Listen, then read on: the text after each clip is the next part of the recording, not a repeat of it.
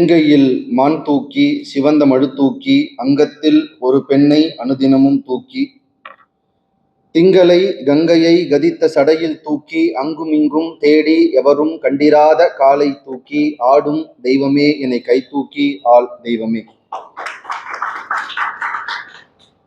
கர்நாடக தமிழ் இதழியலாளர் சங்கம் மிக பெருமையோடு நடத்துகின்ற 4வது ஆண்டு தமிழ் புத்தக திருவிழாவிற்கு வருகை தந்திருக்கிற அத்தனை அன்பர்களுக்கும் என்னுடைய அன்பு கலந்த வணக்கங்களை தெரியப்படுத்திக் கொள்கிறேன்.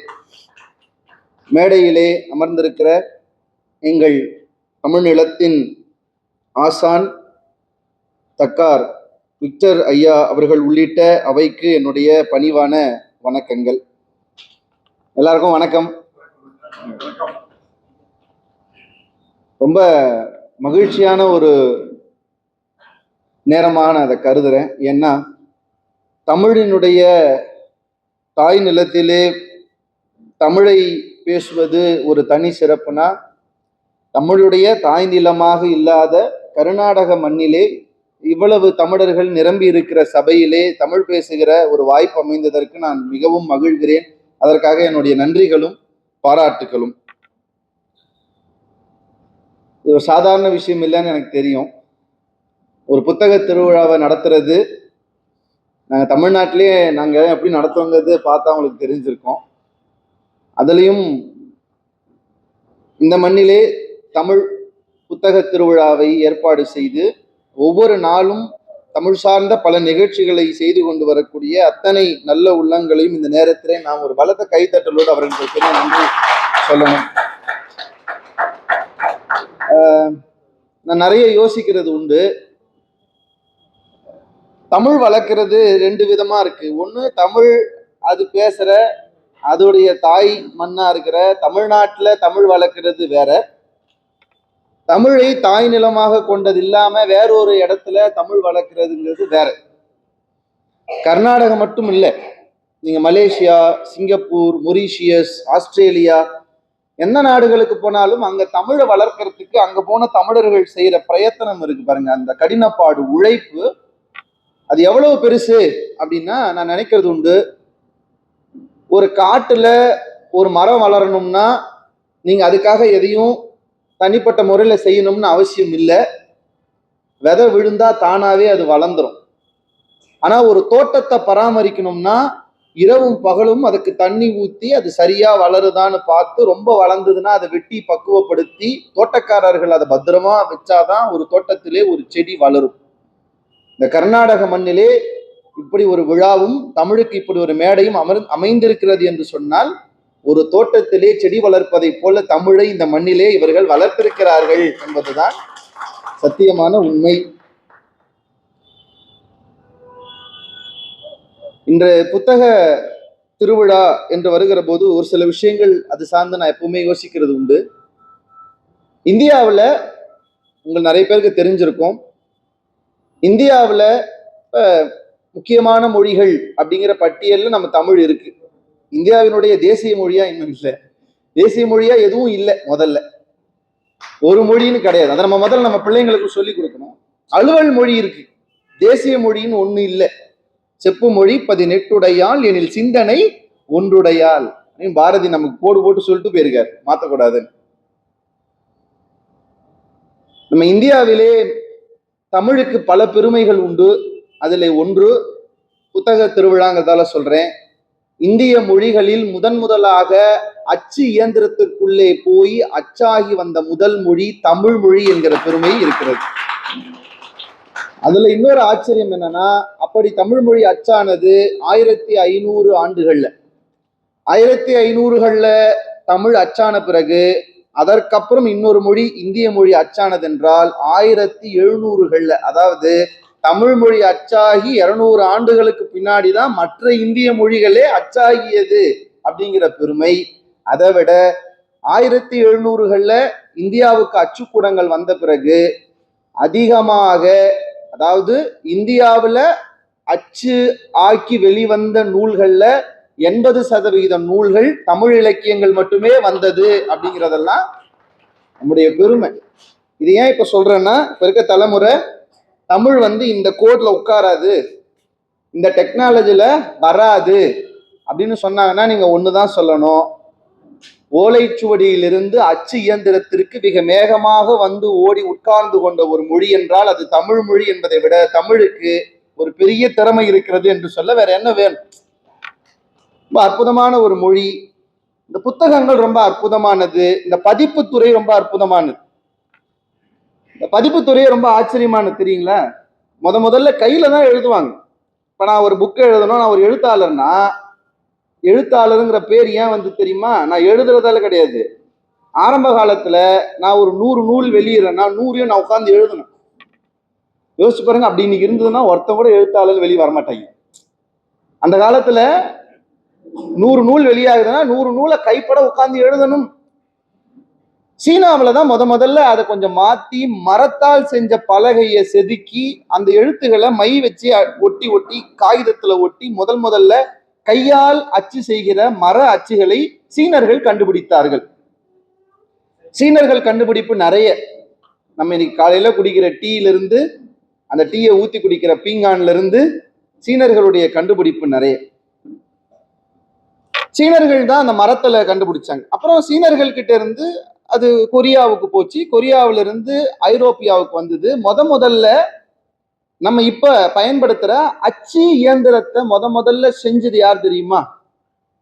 யாரு தெரியுங்களா? ஐரோப்பியாவை சேர்ந்த குடன்பர்க் அப்படிங்கிறவரு இதை கண்டுபிடிச்சார்.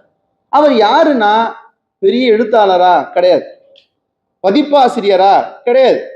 அவர் யாருன்னா நம்ம மொழியில சொல்லணும்னா அவர் நகை செய்யற ஒரு ஆசார். அவர் நகை செய்யறவர்.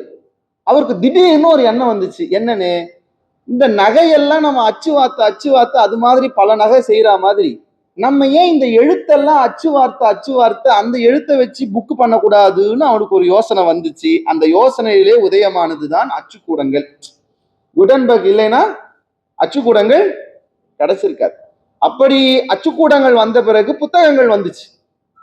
புத்தகங்கள் வந்த உடனே அமைதி வந்துச்சுன்னு நினைக்கிறீங்களா? புத்தகங்கள் வந்த பிறகு நம்ம உலகத்துல போராட்டங்கள் தான் அதிகமாச்சு. புத்தகங்கள் வந்த காலகட்டத்துல மார்ட்டின் லூதர் என்கிற ஒருவர் தான் என்ன பண்ணாரு? முதல்ல எப்பவுமே நம்ம சில விமர்சனங்களை சொல்றதுக்கு ஒரு ஊடகம் கிடைச்சிருச்சுன்னா சூப்பரா இருக்கும்ல, நல்லா பயன்படுத்திக்கலாம்ல. அவருக்கு கிடைச்ச ஒரு பெரிய ஊடகம் இந்த அச்சு. அவர் என்ன பண்ணார்? கத்தோலிக்க திருச்சபையினுடைய சமய வழக்கத்துல இருக்கிற சில முரண்கள் எல்லாம் அவருக்கு புரியல. உங்களுக்கு இப்ப தெரியும், கிறிஸ்துவம் இன்றைக்கு நம்ம மிக இரண்டாக பிரிக்கிறோம். தெரியல, ஆர்சி என்று பிரிக்கிறோம், பெந்தகோஸ்தன். இது எப்படி பிரிஞ்சதுன்னு தெரியுமா? பிரிச்சதே அச்சு இயந்திரங்கள் தான். பிரிச்சதே அச்சு இயந்திரங்கள் தான். மார்ட்டின் லூதர் கேள்வி எழுப்பினார். யார? கத்தோலிக்க திருச்சபை. எப்படி எழுப்பினார் தெரியுமா? அவங்க பண்ற சமய சடங்குகள்லாம் கேள்வி கேட்டு புக்காக்கி சர்ச்சு வாசல் கதவுல சொல்லிட்டு வந்துருவார். எல்லார் வீட்டு கதவுகளையும் வச்சுட்டு வந்துருவார். இப்ப இதுக்கு மறுப்பா இந்த சமயவாதிகள் என்ன செஞ்சிருக்கணும்? திரும்ப ஒரு புக்கு போட்டிருக்கணும்ல. அதுதான் நம்ம ஆட்களுக்கு இருக்கிற பயங்கர அறிவு. அவங்க புக்கெல்லாம் போடல. என்ன பண்ணாங்க தெரியுமா? வரலாறு பாருங்க. ஒரே ஒரு போஸ்டர் அடிச்சு ஓட்டினாங்க. அந்த போஸ்டர் என்ன தெரியுமா? இந்த அச்சுக்கூடத்துல சாத்தான்கள் எல்லார் பக்கத்துலயும் உட்கார்ந்து அவங்க அச்சு பண்ணும்போது, எழுத்து கோக்கும் போது, நூல் அச்சாகும் போது அவங்க கையை பிடிச்சி சாத்தான்கள் செய்யற மாதிரி ஒரு போஸ்டர் ஒட்டிட்டாங்க. இப்போ அவங்க என்ன நினைச்சிட்டாங்கன்னா, மக்கள் பார்த்த உடனே இப்படி ஒரு புக்கு வருதுன்னா அது சாத்தான் தான் பண்ணுதுன்னு யாருமே அதை வாங்காம போனாங்க. இப்படி ஒரு பெரிய போராட்டத்துக்கு பிறகு நம்முடைய அறிவை, நம்முடைய சிந்தனையை, நம்முடைய பக்குவத்தை இன்றைக்கு இவ்வளவு தூரம் வளர்த்திருக்கிறது என்று சொன்னால் அது புத்தகங்கள் என்கிற ஒன்றுதான் அதை இன்றைக்கு வரைக்கும் செய்திருக்கிறது என்பதை இந்த நாளிலே நாம் நினைவு கொண்டு பார்க்க வேண்டும்.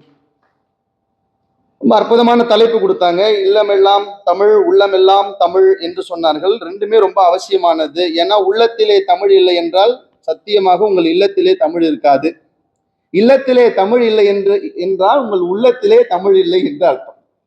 இந்த தலைப்புக்கு பின்னாடி ஒரு பெரிய காரணம் இருக்குன்னு நான் நினைக்கிறேன். ஏன்னா தமிழை பற்றி ஐயா ரொம்ப அழகா சொன்னார். அதனுடைய வரலாறு, அதனுடைய பழமை. ஐயா ஒரு வார்த்தை சொன்னார், திருவள்ளுவர் இருந்தபோது பேசிய மொழி இப்ப நம்ம பேசல. அப்படின்னா என்ன அர்த்தம்னா, அந்த மொழியே பேசலன்னு அர்த்தம் இல்லை. அந்த மொழி பேசிய நடையில் நம்ம இப்ப பேசல.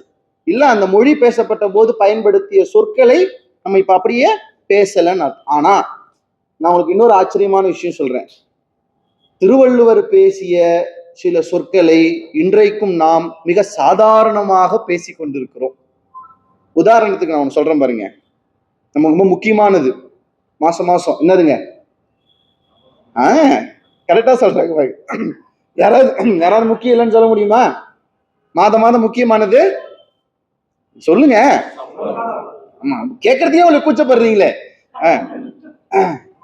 அதுக்கு தமிழ்ல சம்பளமே தமிழ்னு சொல்றது உண்டு. சம்பா அரிசியும் அலம் உப்புமும் சேர்ந்து தருவதால் சம்பா அலம் சம்பளம்னு அதுக்கு ஒரு பொருள் சொல்றாங்க.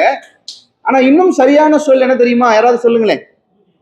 ஊதியம் என்கிற சொல். இப்பயும் நம்ம செய்திகள்ல என்ன சொல்றோம்? ஓய்வூதியம் தர அரசு முன்வந்துள்ளதுன்னு சொல்றாங்க.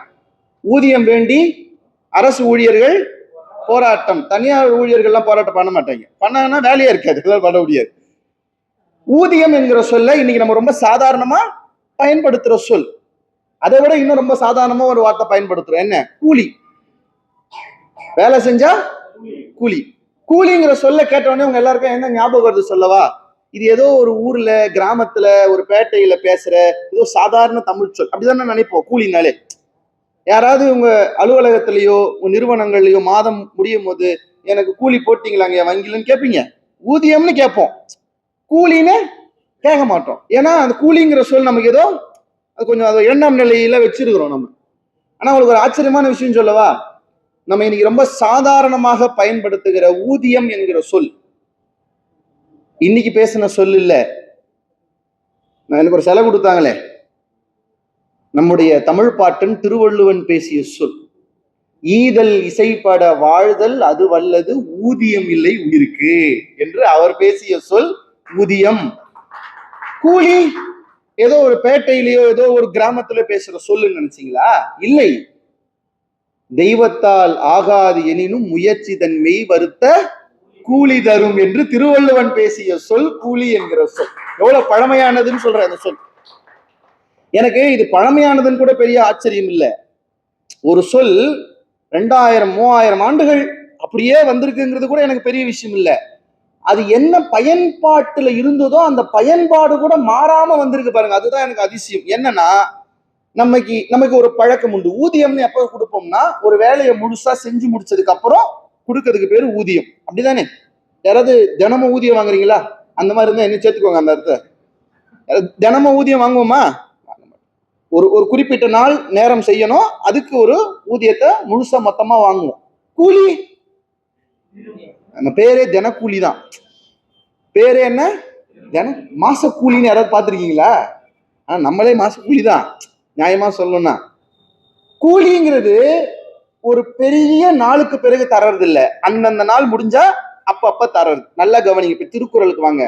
திருவள்ளுவரும் அப்படியே தான் கையாண்டு இருக்காரு. என்னன்னா, உங்கள் வாழ்க்கையில் நீங்கள் மற்றவர்களுக்கு ஏதேனும் கொடுத்து கொண்டே இருந்தால் அதனுடைய பலன் உங்களுக்கு நிறைவில் வரும். அது என்ன வார்த்தை பயன்படுத்துறாரு? கூலி இல்ல, ஊதியம். ஈதல் இசைப்பட வாழ்தல் அது வல்லது ஊதியம் இல்லை உயிருக்கு. ஏன்னா அது அன்னன்னைக்கு வர்றது இல்ல, நீங்க செஞ்சுட்டே வந்தீங்கன்னா கடைசியா வந்து உங்களுக்கு வரப்போகுது. ஆனா கூலி எங்க பயன்படுத்துறாரு பாருங்க. என்னன்னு? தெய்வத்தால் ஆகாது எனினும் முயற்சி தன் மெய் வருத்த கூலி தரும். அப்பப்ப நீங்க செய்யற முயற்சிக்கு அப்பப்ப கூலி வந்துடும். அப்போ கூலி என்கிற சொல்லும் ஊதியம் என்கிற சொல்லும் இன்றைக்கு நீங்கள் பேசுகிறீர்கள் என்றால், நம் பாட்டி ஔவையாரும் திருவள்ளுவரும் சாத்தனாரும் இளங்கோவடிகளும் சங்கப்புலவர்களும் பேசிய சொல்லை இன்றைக்கும் நாம் பேசுகிறோம் என்பதுதான் இந்த சொல்லிலே இருக்கிற ஒரு பெருமை. அதோட இன்னொன்னு நான் எனக்கு ரொம்ப பிடிச்ச ஒண்ணு சொல்றேன் பாருங்க.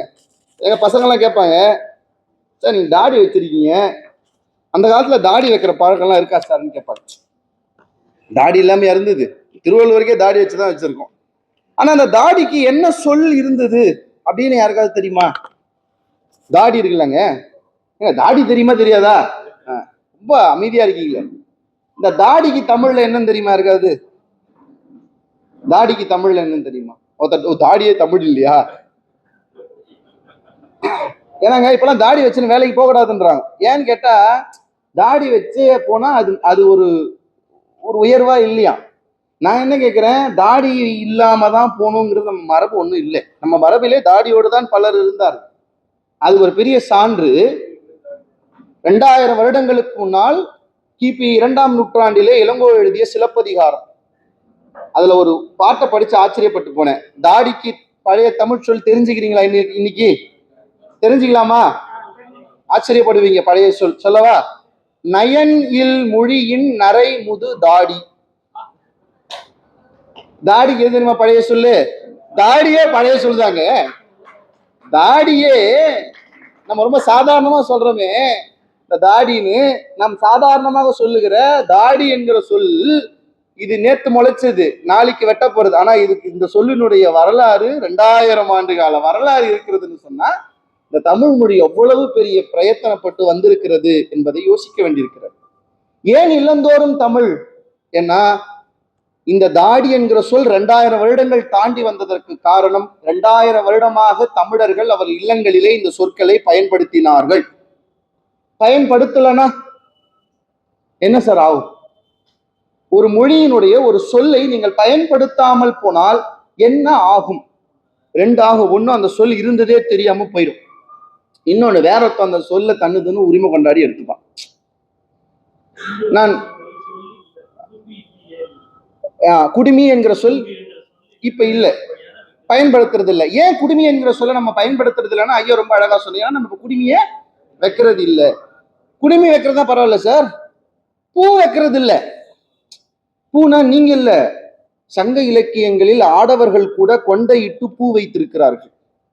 இன்னைக்கு நம்ம சொல்லுவோம், நான் இல்ல சார், என் பொண்டாட்டியே வைக்க மாட்டேங்கிறா சார், நான் எங்க சார் வைக்கிறது? நம்ம எது ஒண்ணு செய்ய தவறுகிறோமோ, எந்த பழக்கத்தில இருந்து நாம் வெளியே வருகிறோமோ, அந்த பழக்கத்தை சுற்றி இருக்கிற அத்தனை சொற்களும் நாம் தொலைத்து விடுவோம் என்கிற பயம் இருந்தால் நம் இல்லங்களில் தமிழ் நிலைத்து நிற்கும். இப்ப நம்ம இல்லங்களுக்கு வாங்க, ஏன் இப்ப தமிழ் நிறைய குறைஞ்சிருச்சு? குக்கர் வந்துருச்சு, சட்டிப்பானைங்கிற சொல் இப்ப இல்ல. ஏன் சட்டிப்பானைங்கிற சொல் இல்லைன்னா, இப்ப சட்டிப்பானையில சோறு ஆக்குறது இல்ல, குக்கர் செய்யுது. நம்ம திடீர்னு குக்கருக்கு தமிழ்ல என்னன்னு கேளுங்க, நம்ம பையன் சொல்லுவான், குக்கரே தமிழ் தானே அப்படிம்பா.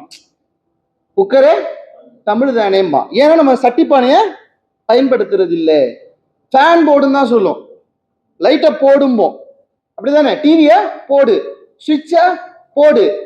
நீங்க நம்ம வீடுகளில் பயன்படுத்துற பல சொற்களுக்கு தமிழ் சொற்கள் இல்லாமல் போனதுக்கு என்ன காரணம்னா, வீடுகளில் அதன் தமிழ் சொற்களை பயன்படுத்துகிற பயன்பாட்டை குறைத்து கொண்டோம். இப்ப நீங்க கேட்கலாம், அப்படி குறைச்சிட்டே போனா என்னங்க ஆகும்? உங்களுக்கு தெரிஞ்சதுதான், தமிழின் நிலத்தினுடைய எல்லை நீங்க நினைக்கிற மாதிரி திருத்தணியில ஆரம்பிச்சு கன்னியாகுமரியில முடியறது இல்லை. ஐயா சொன்னார், பெரிய வரலாறு இருக்கு தமிழ் நிலத்துக்கு. நம்ம கொஞ்சம் ஆதாரமா இன்னும் இலக்கியத்துல இருந்து சொன்னா தமிழ் நிலத்துக்கு எவ்வளவு பெரிய நீள அகலம் இருக்கு அப்படின்னு கேட்டா, புறநானூறு பாடல் சொல்லுது, தென்குமரி வட பெருங்கல் குண குட கடலாம் எல்லைன்னு சொல்லுது. அப்படின்னா என்னன்னா, இமயமலையிலிருந்து கன்னியாகுமரி வரைக்கும் நம்முடைய எல்லை இருந்தது அப்படின்னு சொல்றாங்க. சிலப்பதிகாரம் என்ன சொல்லுது? வடவேங்கடம் வடதிசை கங்கையும் இமயமும் கொண்டு தென்திசை ஆண்ட தென்னவன் வாழி. சிலப்பதிகாரம் சொல்லுது, வடதிசை கங்கையும் இமயமும் கொண்டு தென்திசை ஆண்ட தென்னவன் வாழி. அதுக்கு என்ன அர்த்தம்? வடதிசையிலே கங்கை இமயத்தையும் தென்திசையிலே குமரியையும் வைத்து நாம் ஆண்டோம். இப்ப நான் கேட்கிறேன், இமயமலை வரைக்கும் நமக்கு ஒரு எல்லை இருந்தது இல்ல? சேர மன்னனுக்கு என்ன பேரு? இமய வரம்பன் என்று ஒரு பேர் வைக்கிறோம். இமய வரம்பன்னா என்னங்க? வரம்புன்னா என்னங்க? தமிழ் சொல். நம்ம சாதாரணமா கோவத்துல பயன்படுத்துவோம், பார்த்திருக்கீங்களா? வரம்பு மீறி பேசுற, நீ வரம்பு மீறி பேசுற அப்படின்னா என்ன? எல்லை. வயல்களிலே வரம்பு வைத்தோம், அதுதான் வரப்பு. வயல்களுக்கு ஒரு எல்லை வைத்தோம், அது வரப்பு. அது எங்கிருந்து வருது? வரம்பு. அப்போ வரம்பன் என்று சேரனுக்கு இமய வரம்பன் என்றால் என்ன அர்த்தம்னா, அவன் எல்லை எது வரைக்கும் இருக்கு? இமயமலை வரைக்கும் அவனுடைய எல்லை இருந்தது என்பதை பார்க்கிறோம். இப்ப நான் கேட்கிறேன், இமயமலை வரைக்கும் நம்ம எல்லை இருந்தது இல்ல, டெரிட்டரி இருந்தது இல்ல? எப்ப திருத்தணிக்கு மாறிச்சு? சரி, திடீர்னு திருத்தணிக்கு மாறிச்சா? கொஞ்ச நாள் போச்சு. நம்ம எல்லை எங்க வந்தது? வடவேங்கடம் தென்குமரி ஆயிடை தமிழ்கூறு நல்லுலகம். எல்லை குறைஞ்சது, வேங்கடம் வரைக்கும் வந்தது. வேங்கடம்னா எதுங்க? சொன்னா நல்லதானே இல்லை சொல்லுங்களேன். திருப்பதி, நான் அதுல ஒரு சின்ன ஒரு விஷயம் அதுலயும் சொல்லிடுறேன். இந்த திருப்பதினாலே இன்னைக்கு நிறைய பிரச்சனையா இருக்கு. அதுல இப்ப ஒரு பெரிய பிரச்சனை என்னன்னா, பெருமாளுக்கே இப்ப பிரச்சனையா இருக்கு. என்னன்னா, அவர் பெருமாளா முருகனா அப்படின்னு ஒரு பிரச்சனை இருக்கு. நிறைய பேர் நம்ம முருகன்னா அப்படின்னு அதை சொல்ல முயற்சி செய்யறோம். அது என்ன காரணம்னா, நிறைய தமிழ் கல்வெட்டுகள் இருக்கு. நான் ஒண்ணு சொல்றேன், தமிழ் கல்வெட்டு இருந்தா பெருமாள் அப்ப தமிழ் இல்லையா?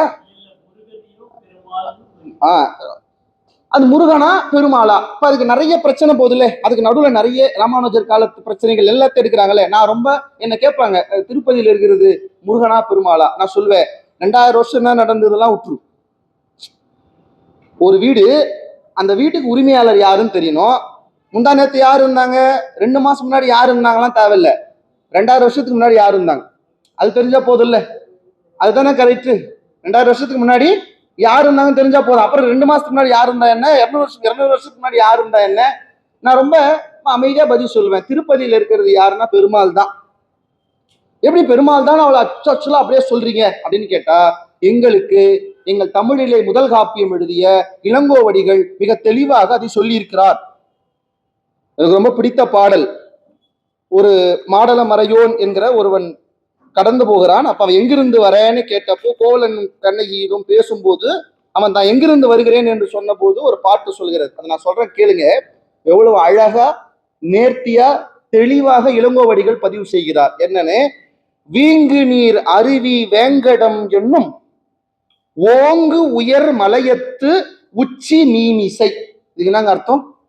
வேங்கடம்ங்கிற மலையுடைய உச்சியில வீங்கு நீர் அருவி வேங்கடம் என்னும் ஓங்கு உயர் மலையத்து உச்சி மீமிசை மின்னு கொடி உடுத்து விலங்கு வில் பூண்டு நல் நிற மேகம் நின்றது போல.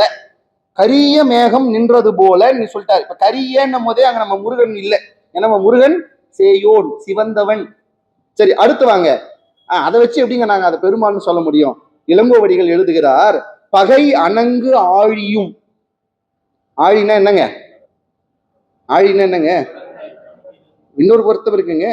பல்லாண்டு பல்லாண்டு பல்லாயிரத்தாண்டு பல கோடி நூறாயிரம்ல ஆழியும் சங்கும்னு பாடுறாருல. ஆழினா என்ன? சக்கரம். பகை அணங்கு ஆழியும் பால் வெண் சங்கமும். ஒரு கையில சக்கரமும் ஒரு கையில சங்கம், தகை பெரு தாமரையும் கையில் ஏந்தி செங்கண் நெடியோன் நின்ற வண்ணமும் அப்படின்னு சொன்னா என்னன்னா, இளங்கோவடிகள் எழுதிட்டாரு, எப்பா வேங்கட மலையில சங்கு சக்கரத்தோட நின்றுட்டு இருக்கிறது பெருமாள். அவ்வளவுதான். நம்ம ரொம்ப அதை காம்ப்ளிகேட் பண்ணிக்க வேண்டாம். ஏன்னா 2000 வருடங்களுக்கு முன்னாலே அந்த மலையிலே பெருமாள் தான் இருந்தார் என்றால் பெருமாள் தான். அதுக்கப்புறம் ஏதாவது மாறி இருக்கலாம், வரலாறுகள் மாறி இருக்கலாம். ஆனால் நமக்கு கிடைத்த பழைய தொல்லியல் ஆய்வுப்படி அது பெருமாள் தான். பெருமாள்னா அப்ப பெருமாளும் தமிழ் தெய்வம் தான். அங்கே இருக்கிற கல்வெட்டெல்லாம் தமிழ் கல்வெட்டு தான். ஏன்னா திருப்பதியே நம்ம தான் திருப்பதின்னு சொல்றோம், ஆனா அவங்களே கரெக்டா தான் சொல்றாங்க திருமலான். ஏன்னா அதுக்கு நல்ல தமிழ் பெயர் திருமலை தான். ஆனா நம்ம ஆளுங்க திருமலைன்னு சொல்ல மாட்டாங்க, திருப்பதி அப்படின்னு தான் சொல்லுவாங்க. ஆமா, அது சொல்றோம். மேல இருக்கிறது திருமலை தான், மேலையும் நம்ம திருப்பதி தான். நம்மளால அது மேல் திருப்பதிமா, தெரியுங்களா? நீங்க இவ்வளவு தெளிவா சொல்றீங்க. நம்மளால அதை சொல்ல மாட்டான், கீழே திருப்பதி மேல திருமலைன்னு சொல்ல மாட்டான். இது கீழ் திருப்பதி, அது மேல் திருப்பதிம்பா, திருமலைன்னு சொல்ல மாட்டான். அங்க இருக்கிற உற்சவருக்கு என்ன பேர் தெரியுமா? தூய தமிழ் பெயர் மலையப்பன் தான். நம்மாலு வெங்கடாச்சலபதிமா, ஆனா அவங்களே ரொம்ப அழகா தமிழ் பெயர்ல மலையப்பன் தான் வச்சிருக்காங்க. நான் எப்பவுமே சொல்ற ஒரு விஷயம்தான் என்னன்னா, தமிழுக்கு ஒரு பெரிய சக்தி ஆற்றல் உண்டு. என்ன தெரியுமா? யார் வந்து அழிக்க நினைத்தாலும், யார் வந்து மறைக்க நினைத்தாலும், நான் தமிழ் தான் என்பதை எப்போதும் காட்டுகிற பேராற்றல் தமிழுக்கு எப்போதும் உண்டு. நீங்க வரலாற்றிலே நீங்கள் பார்த்தீர்கள் என்றால் எப்போதும் தமிழுக்கு அந்த ஒரு பேராற்றல் இருப்பதை நீங்கள் பார்க்கலாம். நீங்க பாருங்க, இப்ப வேங்கடத்தில இருந்து குமரி வரைக்கும் நம்ம எல்லாம் குறைஞ்சது. இப்போ சொல்லுங்க, திருப்பதி தமிழ்நாடுன்னு சொல்ல முடியுமா? சொல்லக்கூடாது. மொழிவாரி மாநிலத்துல பிரிச்சுட்டோம். இப்ப தமிழ்நாட்டு எல்லை எது? திருத்தணி. ஆனா இங்க திருத்தணியா போனீங்கன்னா தமிழ் பேசுறது இல்லை. அரக்கோணம் வரைக்குமே தமிழ் பேசுறது இல்லை. ஏங்க காஞ்சிபுரத்திலே தமிழ் பேசுறது இல்லைங்க. திருவண்ணாமலை அது வேணாங்க, இப்ப பேச வேண்டாம். இப்பதான் திருப்பதி பேசி முடிச்சிருக்கீங்க, திருவண்ணாமலைக்கு வந்துட்டீங்க. அண்ணாமலையா இருக்கு அரோகரா, அவ்வளவுதான். இப்ப பாருங்க, நீங்க யோசிங்க, இமயமலை வரை இருந்த எல்லை வேங்கடம் வரைக்கும் குறைந்து இப்ப திருத்தணி அரக்கோணம் வரைக்கும் ஏன் குறைஞ்சதுன்னா அது என்ன காரணம் தெரியுமா? எங்கே அந்த இடத்தில் அந்த நிலத்தில் மொழி பேசக்கூடியவர்கள் அவள் மொழியை பேச மறைத்தார்களோ அங்கே அவர்கள் நிலம் அவர்களுக்கு இல்லாமல் போனது. எப்போது உங்கள் மொழியை நீங்கள் பேசுவதற்கு தயங்கி மறைத்து கால ஓட்டத்திலே அதிலிருந்து வெளியே வருகிறீர்களோ அப்போ உங்க கையில என்ன இருக்கும்னா நீங்க இருப்பீங்க, ஆனா நீங்க நிக்க உட்கார உங்களுக்கு ஒரு நிலம் இருக்காது. இன்னொன்னு உங்க குழந்தைங்களுக்கு சொல்லுங்க, இல்ல நீங்களும் தெரிஞ்சுக்கணும். நிறைய பேர் நம்மகிட்ட கேட்பாங்க, என்னன்னு மொழிங்கிறீங்க, மொழி ஒரு மொழி தானே, ஒரு டூல், ஒரு கருவி. அதை ஏன் ரொம்ப மூச்சை பிடிச்சி பேசுறீங்க அப்படின்னு நினைக்கிறாங்க. அவங்களுக்கு அதோடைய வீரியம் தெரியுறது இல்லை. நான் உங்களுக்கு ஒரு சுவாரஸ்யமான ஒரு செய்தி சொல்றேன், உண்மையான செய்தி. 1800களில் அமெரிக்காவில் செரோக்கின்னு ஒரு நாடு இருந்தது, கேள்விப்பட்டிருக்கீங்களா? செரோக்கி பெரிய நாடுலாம் இல்லை, ஒரு சின்ன நாடு, ஒரு பழங்குடியினர் வாழ்ற நாடு. அமெரிக்காவே பழங்குடியினருடைய நிலம் தான், தெரியுங்களா? கொலம்பஸ் அமெரிக்காவை கண்டுபிடிக்கலன்னா நமக்கு உருளைக்கிழங்கே கிடைச்சிருக்காது. நம்ம வீட்டில் நம்மளாம் தப்பிச்சுருந்துருப்போம், மாட்டிக்கணும். நம்மளாம் முதல்ல அடிக்க வேண்டியது கொலம்பஸ் தான். ஏன்னா அவர் கண்டுபிடிச்சதால தான் இப்போ நம்ம வீட்டில் உருளைக்கிழங்கு காரக்குழம்பு, உருளைக்கிழங்கு பொரியல் எல்லாம் உருளைக்கிழங்கு வந்துருச்சு. கொலம்பஸ் அமெரிக்காவை கண்டுபிடித்த பிறகுதான் சோளம், உருளை எல்லாம் உலகத்துக்கு கிடையுது. அது வரைக்கும் அது தனித்து விடப்பட்ட ஒரு தீவு. அங்க செரோக்கின்னு ஒரு இனம், முக்கியமான ஒரு வரலாறு சொல்றேன், கவனிங்க. செரோக்கின்னு ஒரு இனம், பழங்குடியினருடைய இனம். அவங்களுக்கு ஒரு மொழி, செரோக்கி மொழி. அந்த மொழியினுடைய தனித்துவம் என்னன்னா, அது பேச மட்டுமே முடியுமே தவிர அவங்களுக்கு எழுத தெரியாது. அந்த மொழி, அந்த மொழிக்கு எழுத்து கிடையாது. நிறைய மொழி பார்த்துருக்கீங்களா? எழுத்து வடிவம் கிடையாது. இந்தியாவிலே பல மொழிகளுக்கு எழுத்து வடிவம் கிடையாது, பேச மட்டும்தான் முடியும். அதுவும் குறிப்பா நம்ம குறவர்கள் மொழியே பேச்சு மொழி தான், எழுத்து மொழி கிடையாது. எழுத்து மொழி இல்லை, பேசிக்கொண்டு இருந்த ஒரு மொழி. ஆங்கிலேயர்கள் திடீர்னு உள்ள வராங்க, ஆதிக்கம் செய்யறாங்க. அவங்கள அந்த செரோக்கி இனத்தை சேர்ந்த சிக்குவையாங்கிற ஒரு ஆசாரி, பாருங்க, அவரு ஒரு ஆசாரி, வெள்ளி தங்கம் செய்யறவர். அவரு பழகிறாரு வியாபார நோக்கத்துல. அவர் பாக்குறாரு, அவங்க ஒரு செய்தித்தாள் படிக்கிறாங்க, ஒரு காகிதம் படிக்கிறாங்க. அவர் கேட்கிறாரு, என்ன என்னமோ பார்த்துன்னு இருக்கீங்க, பொம்மை பாக்குறீங்க? பொம்மை இல்லை, எங்க மொழியை படிக்கிறோம். மொழியை படிக்க முடியுமா?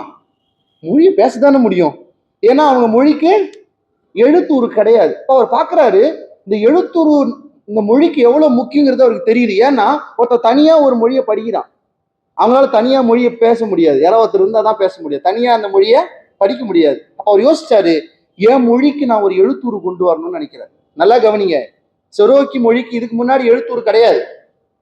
இவர் யாரு? ஒரு தனி மனிதன் சிக்குவையா கொண்டு வரணும்னு நினைக்கிறார். நீங்க கற்பனை பண்ணி பாருங்களேன், 3000, 4000, 5000 ஆண்டுகளுக்கு முன்னால் எழுத்து வடிவத்தை நாம் தேர்ந்து படித்து வந்த நமக்கே தமிழ்ல இருக்கிற எழுத்தெல்லாம் படிச்சுட்டு திடீர்னு நம்மள கேப்பட சொன்னா ஒத்த கொம்பா ரெட்ட கொம்பான்னு யோசிப்போம். கரெக்டா? சில பேர் அதை யோசிக்க மாட்டாங்க, கேன்னு போட்டு சிரிச்சுட்டு போயிட்டே இருப்பாங்க. அப்படிதானே? அப்படிதான் மாறி போச்சு. ஆனா அவருக்கு அந்த மொழியில எழுத்தே கிடையாது. யார் உருவாக்கணும்? சிக்குவையா உருவாக்கணும். அவரே உருவாக்கணும்னு நினைக்கிறார். அவர் பேசுற மொழியை வச்சு இந்த ஒளியை தனித்தனியா எழுத்தாக்கி இதுக்கெல்லாம் ஒரு வடிவம் கொடுக்கறது பிரச்சனை. அது அவர் முதல்ல ஞாபகம் வச்சுக்கணும். எத்தனை நாள் எடுத்திருப்பாருன்னு நினைக்கிறீங்க? 12 ஆண்டுகள் இதற்காக உழைத்து அந்த மொழிக்கு ஒரு எழுத்தை கொண்டு வந்தார். அந்த 12 ஆண்டுகள்ல அவர் எழுதுனதெல்லாம் அவங்க பொண்டாட்டியே 10 முறை அடுப்புல போட்டு எரிச்சிருக்கு. எப்பவுமே பெரிய பெரிய புரட்சியாளர்கள் வரும்போதெல்லாம் கூடவே அவங்க பொண்டாட்டியே வருவாங்க. சில பேருக்கு அவங்க புரட்சியாளரை வெளியே கொண்டு வருவாங்க, சில பேரை மொத்தமா உள்ள தள்ளிடுவாங்க. சில பேருக்கு அப்படி அமையும். அவர்கள் மனைவி அதை ஒத்துக்கல. எப்ப பாரு என்னத்தையும் உட்காந்து எழுதிட்டு, அவனுக்கு தெரிஞ்சாதானே அது என்னன்னு. ஊரே சொல்லும், அவன் ஒரு பைத்தியக்காரன், தனியா உட்காந்து என்னத்தையும் வரைஞ்சிட்டு கிடப்பான், அவனுக்கு ஒரு பைத்தியக்காரன். அப்போ 12 ஆண்டுகள் அந்த மொழி கஷ்டப்பட்டு ஒரு எழுத்தை கண்டுபிடிச்சிட்டார். கண்டுபிடிச்சு ஊரெல்லாம் கூப்பிட்டு சொல்றாரு, இங்க பாருங்க, நம்ம செரோக்கி மொழிக்கு நான் ஒரு எழுத்து உருவம் கண்டுபிடிச்சிருக்கேன். எல்லாரும் பார்த்துட்டு சிரிக்கிறாங்க. இது என்னத்துக்கு? அதான் பேசுறோம்ல, நீ பேசுற, நான் பேசுறேன், புரியுது. இது என்னது? சம்பந்தமே நம்ம ஏதோ கிறுக்கி வச்சிருக்கேன், என்னது இது? எனக்கு புரியல, என்னத்துக்கு இது? இப்போ அதனுடைய அவசியத்தை சொல்லணும்.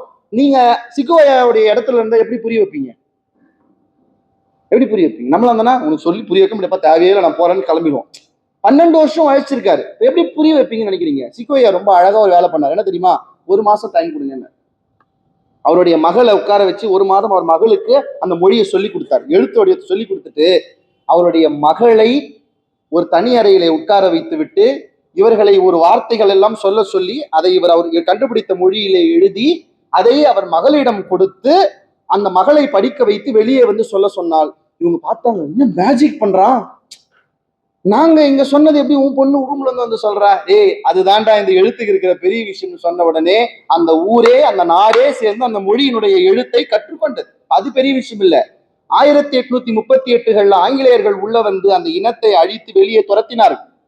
உலகத்தில் பல பழைய இனங்கள் அந்த மண்ணிலே இருந்து விரட்டப்பட்டிருக்கிறது. செரோக்கி இனமும் பிரிந்து போச்சு, பல நாடுக்கு போச்சு. ஆனால் திரும்ப அந்த இனம் எல்லாம் ஒன்று சேர்ந்து, நீ செரோக்கியா, நானும் செரோக்கி, நீ செரோக்கியா, நானும் செரோக்கின்னு அந்த இன மக்கள் எப்படி தெரியுமா கண்டுபிடிச்சிட்டாங்க? அவர்கள் கற்றுக்கொண்ட எழுத்து வடிவை வைத்து இவன் என் இனம் என்று கண்டுபிடித்து மீண்டும் அந்த இனம் ஒன்றாக சேர்ந்தது என்று சொன்னால் நினைவில் வைத்துக் கொள்ளுங்கள், உங்கள் மொழியின் எழுத்து வெறும் எழுதுகிற எழுத்து அல்ல. நீங்கள் தனித்தீவிலே போனாலும் நீங்கள் தமிழர்கள் என்பதை உலகத்துக்கு சொல்லக்கூடிய பெரிய ஆயுதம் தான் எழுத்து. இதை நான் ஏன் இப்ப சொல்றேன்னா, உள்ளமெல்லாம் தமிழ் இல்லமெல்லாம் தமிழ்லாம் தூக்கி விடுங்க. முதல்ல உங்க விரல்ல தமிழ் எடுத்துட்டு வாங்க. நம்ம பையன் இப்போவும் மெசேஜ் நீங்க வீட்டுக்கு போட்டிருப்பீங்க, என்னன்னு இன்னும் பேசிட்டே இருக்கிறாரு, நிறுத்துற மாதிரி தெரியல, இன்னொரு 10 நிமிஷத்துல வந்துருவேன்னு போட்டிருப்பீங்க. எப்படி போட்டிருப்பீங்க நான் சொல்லவா? PESURADHU பேசுறத NIRUT தப்பா எடுத்துக்காதீங்க. நம்ம மொழி இன்னும் சாகல.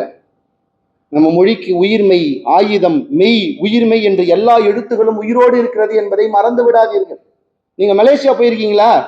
எல்லா இடத்துலயும் இங்கிலீஷ் பார்ப்பீங்க, ஆனா எதுவுமே இங்கிலீஷ் கிடையாது. நீங்க மலேசியா நாட்டுக்கு போய் பாருங்க, எல்லா இடத்துலயும் ஆங்கிலம் பார்ப்பீங்க, எதுவுமே ஆங்கிலம் கிடையாது. ஏன்னா அது மலையாய மொழி. ஆனா மலைய மொழி எதுல எழுதியிருப்பான்னா ஆங்கிலத்தினுடைய வரி வடிவத்தில் எழுதியிருப்பான். ஏன்னா அவர்களுடைய எழுத்து வடிவத்தை அவர்கள் தொலைத்து விட்டார்கள். தன் எழுத்தினுடைய உடல் செத்து போனதால் இன்னொரு மொழியினுடைய உடலை கடன் வாங்கி மலேயர்கள் வாழ்கிறார்கள் என்றால், தமிழிலே அத்தனை எழுத்துகளும் உயிரோடு இருக்கிற போது இன்னொரு மொழியின் உடலை கடன் வாங்கி நம் தமிழை எழுதுவதை நம் பிள்ளைகளும் நாமும் முதலில் மாற்றிக்கொள்ள வேண்டும். இல்லங்களில் தமிழ், உள்ளங்களில் தமிழ் அல்ல, உங்கள் விரல்களில் முதலில் தமிழ் வரணும். நமக்கு என்ன பெரிய கஷ்டம் தெரியுமா? அது டைப் பண்ண எனக்கு கஷ்டமா இருக்கு. அப்படியே கருவில் இருக்கும் போதே இங்கிலீஷ் டைப் பண்ணி வளர்ந்து, அப்படியே ஷேக்ஸ்பியருக்கு ஈக்குவலுக்கு கவிதை எழுதி, எல்லிஸ்க்கு ஈக்குவலுக்கு ஆய்வு பண்ணி, பெரிய அப்படியே எங்க பழமொழி சொல்லுவாங்க எங்க ஊர்ல, என்னன்னா வந்து போன கப்பல்ல சிந்தி போன துரைன்னு ஒரு பழமொழி சொல்லுவாங்க. பெரிய துரை, அவருக்கு இங்கிலீஷ் விட்டா வராது, எழுதவே வராது. மெனக்கெடணும் சார். ஏன் நான் மெனக்கெடணும்னா, நீ சின்ன வயதில் உன் அம்மாவை ஆசையாக அம்மா என்று அழைப்பதற்காக உன் மொழி மெனக்கெட்டு உனக்கு சொல் தந்தது. உன் அப்பாவை ஆசையாக நீ அப்பா என்று அழைப்பதற்காக உன் மொழி மெனக்கெட்டு உனக்கு சொல் கொடுத்தது.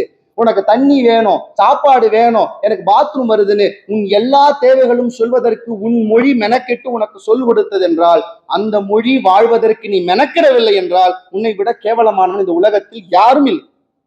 யாரும் இல்லை. கஷ்டம்தான், சின்ன சின்னதை செய்யும். எல்லாத்தையும் நம்மளால தமிழ்ல போட முடியாது. சின்ன சின்னதை தமிழ்ல போட்டு பாருங்க, அழகா இருக்கும். ஒரு வாழ்த்து சார், ஒரு வாழ்த்தை போடுங்க, ஹாப்பி பர்த்டேன்னு போட்டா நமக்கு ஈஸியா இருக்குது. அதையாவது எவனாவது முழுசா போறானா பாருங்க, BDAYன்னு போடுவான். பீடேன்னு, பீடேன்னா என்னன்னு தெரியல. நம்ம தான் அது பர்த்டேன்னு ஓகே போட மாட்டோம். கே ஷார்ட்டா கே. குட் மார்னிங் கூட இப்ப இல்ல, GM ஜி. இவ்வளோ வேகமா எந்த ஊருக்கு நீ கலெக்டர் ஆயிருக்க? இல்ல என்ன பண்ண போற? ஒண்ணும் இல்லை. ஒரு மொழியை காப்பாற்றுவதற்கு நம்ம மெனக்கெடணுங்க. அதுதான். ஏன்னா அந்த மொழி தான் நம்ம அடையாளம். அது மெனக்கெடலைன்னா என்ன ஆகும்? எல்லாவற்றையும் இழந்து போவோம். நீங்க யோசிச்சு பாருங்க, நம்ம கிட்ட ஒரு பெரிய பொக்கிஷத்தை கொண்டு வந்து கொடுத்துருக்காங்க. நம்ம கிடைச்ச ஒரு பெரிய பொக்கிஷம் எது தெரியுமா? நம்ம இலக்கியம். நம்ம இலக்கியங்கள் வெறும் இலக்கியம் நினைக்கிறீங்களா? ஷேக்ஸ்பியருடைய நாவல்கள் வெறும் நாவல் தான், கதைகள் தான், நாடகம் தான். அதை தாண்டி நீங்க அதுல இருந்து எதாவது எடுக்க முடியுமானா கிடையாது. ரசிக்கலாம், நாடகம் போடலாம், ஆனா தமிழ்ல அப்படி கிடையாதுங்க. இலக்கியங்கள் ரசனையை தாண்டி, நீங்க என்ஜாய் பண்றதை தாண்டி, என்டர்டைன்மெண்ட்டை தாண்டி உங்களுக்கு ஒரு பெரிய விஷயத்தை கொடுக்குது. என்ன தெரியுமா? உங்கள் இனத்தினுடைய வரலாறை அப்படியே கொண்டு வந்து மறைக்காமல் உங்களிடத்திலே கொடுக்கிறது. அதுக்கு நான் ஒரே ஒரு உதாரணம் சொல்லிட்டு அப்படின்னு நிறைவுக்கு வந்துடுறேன். எனக்கு பிடிச்ச ஒரு பாட்டு, சிலப்பதிகார காலத்துல காவிரி பூம்பட்டினம்னு ஒரு ஊர் இருந்தது. அப்புறம் அந்த ஊரு கடல்ல போயிடுச்சு. அந்த காவிரி பூம்பட்டினத்துல இருக்க மக்கள்லாம் பவுடர் போட்டுப்பாங்க. நம்ம போடுறோம்ல பான்ஸ் பவுடர் மாதிரி நிறைய பவுடர் போட்டுக்கணும்ல, இப்பெல்லாம் போடுறது இல்லை, நம்ம நிறைய மாற்றோம், கிரீம்க்கெல்லாம் வந்துட்டோம். அந்த காலத்துல பவுடர் எதுனா சந்தனம் தான். இன்னைக்கு அதை நினைச்சு போய் சந்தனம் போட்டுறாதீங்க, குண்டு குண்டா வீங்கிடும். ஏன்னா அது சந்தனமே இல்லை. டப்பாவில் மட்டும்தான் சந்தனம்னு எழுதியிருப்பான், உள்ள உண்மையான சந்தனம் கிடையாது. உண்மையான சந்தனத்தை போய் அவனாவது 20 ரூபாய்க்கு தருவானா சார் ஒரு டப்பா ஃபுல்லா? அதுவே நமக்கு தெரிய வேணா. சந்தனம் அந்த காலத்துல பூசினாங்க. எப்படி ஒரு சந்தனம் பூசினாங்கன்னு இளங்கோ ஒரு பாடல் எழுதுகிறார். நல்லா ஞாபகம் வச்சுக்கோங்க, நான் இதுதான் சொல்ல வரேன். தமிழ் வெறும் மொழி அல்ல, அது தருகிற இலக்கியங்கள் வெறும் ரசிக்கக்கூடிய இலக்கியம் அல்ல. அதை தாண்டி அது நமக்கு ஒரு பெரிய வரலாற்று பொக்கிஷத்தை கொடுக்கிறது. என்ன சார் கொடுக்குது? என்னங்கய்யா கொடுக்குது பாருங்க. சொல்றாரு, குடதிசை மருங்கின் வெல் அயிர் தன்னோடு குணதிசை மருங்கில் கார் அகில் துறந்து. குடதிசை மருங்கில்னா மேற்கு திசை நாடான ரோம் நாட்டுல இருந்து பளிங்கு கல் இருக்குமா, இந்தியாவுக்கு வருமா, தமிழ்நாட்டுக்கு வருமா பளிங்கு கல்? எங்க இருந்து? ரோம்ல இருந்து வந்துதா அப்படின்னா, ஏங்க பாண்டிய நெடுஞ்செழியன் அவையில வெளியில கூர்க்காவா நின்னதே ரோம் நாட்டு காவலர்கள் தான், தெரியுங்களா? போய் பாருங்க. அவன் இங்க வந்து வேலை செஞ்சுட்டு இருந்தான். நம்ம இன்னைக்குதான் எங்க நம்ம வடக்கர்கள் வந்துட்டாங்கன்றாங்க. ஏப்பா அந்த காலத்துல ரோமர்களே வந்து வேலை செஞ்ச இடம் தான் இது, அதெல்லாம் நம்ம ஒண்ணு கவலைப்பட வேண்டாம், வந்து வேலை செஞ்சாங்க. பாருங்க, ரோம் நாட்டிலே இருந்து வெள்ளை கல் வருமா, பளிங்கு கல். குணதிசை மருங்கில் காரகில், ஜாவா தீவுல இருந்து அகில் கட்ட வருமா. யோசிச்சு பாருங்க. நீங்களா எதை ஆசைப்படுவீங்க?